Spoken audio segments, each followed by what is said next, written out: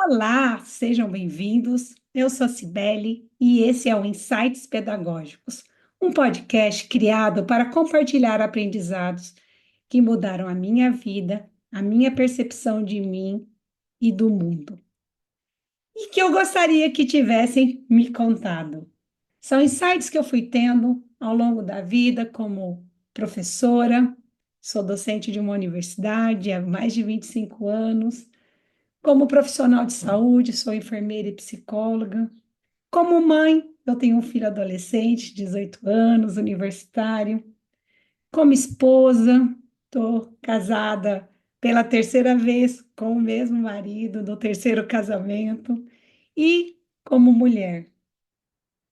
São aprendizados que eu fui tendo e colocando em prática. Para mim, o conhecimento precisa ser algo que funciona na vida. Então, eu pensei nesse podcast para compartilhar aquilo que eu fui pensando, estudando, aprendendo e que foi modificando a minha vida e melhorando. Eu acredito que ninguém educa ninguém, tampouco as pessoas se educam sozinhas, mas que a gente se educa junto nesse processo de estarmos juntos no mundo, como diria o educador brasileiro Paulo Freire. Hoje, quero compartilhar com vocês um insight que eu tive há mais de 10 anos. Eu vou contar para vocês como aconteceu. Eu sempre trompo nas coisas. Eu saio andando, eu olho para a porta para mirar o meio e quando eu vejo eu trompo na quina, eu bato na porta, eu caio. Isso acontece várias vezes ao dia. Na época eu não sabia, sempre suspeitei que havia uma doença muscular, mas eu não sabia. Mas desde criança eu percebo essa diferença, né? Sempre não conseguia correr, não conseguia pular elástico e sempre desequilibrando, com o menor desnível no piso, eu consigo tropeçar e cair sem chance de colocar a mão, assim, quando eu vejo, eu tô esborrachada no chão. E aquilo para mim, até hoje, né? Mas naquela época era muito difícil lidar com isso, porque a cada vez que eu caía, que acontecia de eu trompar na mesa, na quina, na porta, nos móveis da casa, meu esposo dizia: Cuidado, você ainda vai se matar, você trompa em tudo. E eu respondia para ele: Não fala assim comigo, você sabe que eu não trompo porque eu quero. Não é porque eu quero, não fala assim. Aquilo me magoava profundamente. Ao invés de me ajudar, de me levantar, às vezes antes de me erguer do chão, dizia: Nossa, de novo, você ainda vai se matar, toda hora você cai. E eu dizia a mesma coisa: Olha, não fala assim comigo. E aí aquilo me incomodava, eu queria tanto que ele mudasse. Várias vezes conversei, expliquei para ele que não tinha necessidade, que eu não trompava porque eu queria. Que ele mudasse o jeito de falar, que ele me ajudasse, que ele não criticasse. E nada acontecia. E passado 15 anos, um belo um dia, como todos os outros, quando eu vi, lá tinha eu batido a cabeça na estante do meu escritório. E ele estava por perto e ele veio e disse: Mas nossa, bater na cabeça, você ainda vai se matar. Eu falei: Não fala assim, cor. Quando eu cheguei na palavra cor, meu cérebro disse assim: Cipele, você está vendo o que está acontecendo? Você, que é a pessoa incomodada, não consegue mudar a frase, você repete a mesma frase há 15 anos. E quanto mais eu dizia, não fala assim comigo, ele repetia, mas o que eu estou falando demais? Você não está batendo mesmo, mas não é perigoso mesmo? E eu dizia, não fala assim. E aquilo gerava uma situação, um transtorno que me trazia muito desgosto. E eu parei naquele momento e falei, mas se eu não consigo mudar a frase, como que eu quero que ele mude? E era como se meu cérebro dissesse assim: se você que está incomodada não consegue, repete a mesma frase. Como que você pode querer que o outro mude? Vocês não têm noção da raiva que tomou de mim. Uma raiva de mim foi uma das coisas mais doloridas que eu já senti. Uma raiva que foi para a barriga, no abdômen, eu sentia cólica. E eu pensava, como que eu vou sair disso? E eu fui, assim, como se estivesse passando um filme na minha cabeça de todas as vezes, em várias situações que eu me repetia, mesmo não tendo resultado. Foi quando eu tomei uma decisão, naquele momento de extrema dor, com aquele insight que veio, eu falei, eu vou combinar comigo. Eu vou poder fazer qualquer coisa, menos o que eu faço sempre, para todas as situações. Não é possível que eu vou passar a minha vida inteira me repetindo. Eu estava na época com 40 anos e aquele dia eu combinei, Sibeli, é assim, para cada situação que você for viver, quando acontecer algo que você for reagir, você vai pensar, Sibeli, o que que você faz sempre nessa situação? Dependendo da resposta, você está autorizada a fazer qualquer coisa, menos o que você sempre faz. E assim eu combinei comigo e assim eu comecei.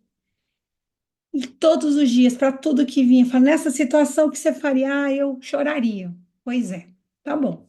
Você pode fazer qualquer coisa. E eu conversava comigo desse jeito.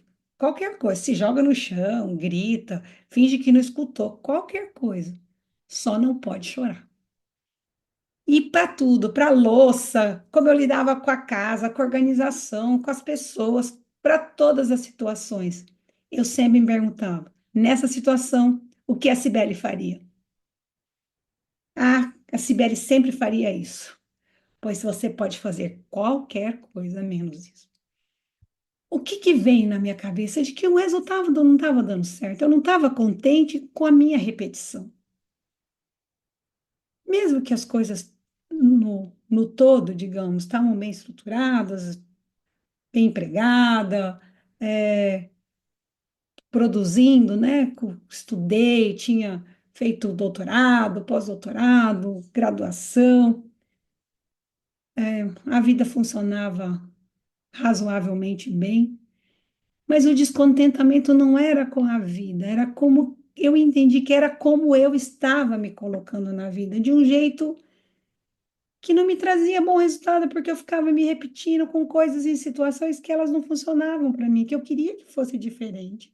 Mas eu queria que o mundo mudasse, eu queria que as pessoas mudassem. E aquilo foi muito desafiador para mim. E aí eu falei, já que o resultado não está do jeito que você gosta, tanto faz o resultado agora. Importa que você consiga fazer diferente. Então, mesmo quando dava errado, eu não me importava muito, falar, não importa. Não funcionou, não funcionava chorando, não funciona eu me jogando no chão, não funciona eu ficando quieta. Tá tudo bem, tá tudo não funcionando do mesmo jeito.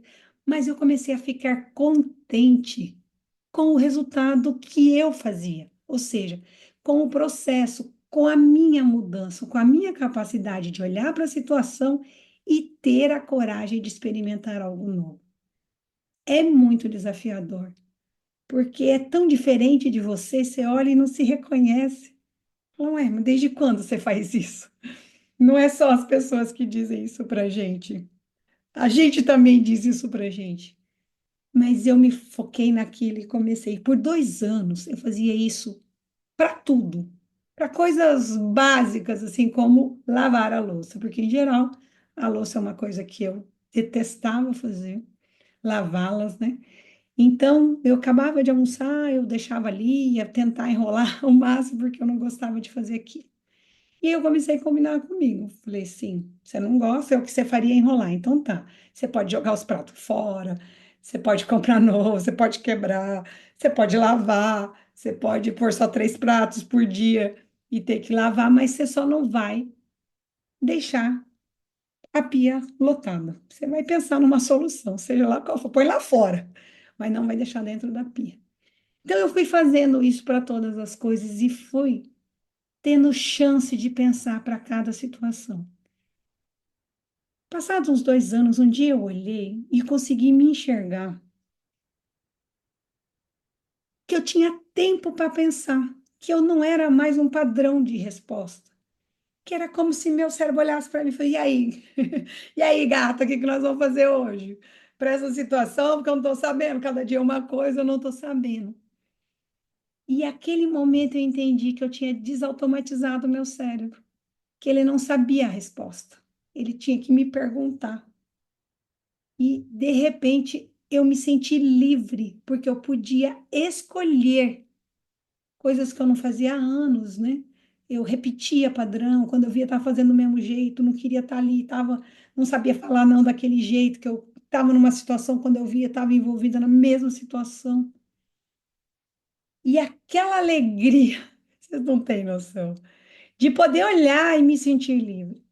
E a partir daquele momento, isso foi muito mais tranquilo. Eu não precisava pensar para tudo, porque o meu cérebro já não respondia, eu não tinha que interceptá-lo. Que antes ele reagia. Quando eu via, eu já estava fazendo. E eu tinha que falar: não, a Cibele não vai fazer isso, né? A Cibele vai fazer diferente dessa vez. Depois de um tempo, ele me perguntava, praticamente dizia: tá, temos um tempo aí que eu não sei o que fazer, o que que você vai escolher?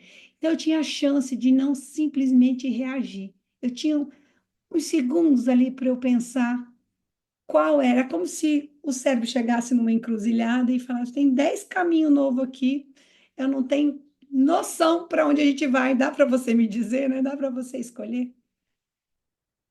E aquilo foi libertador. E aí, quando eu fui anos depois, eu fui fazer especialização em neurociências, 2020, 2021, eu percebi que eu tinha feito algo com base na neurociência, mesmo na época sem saber.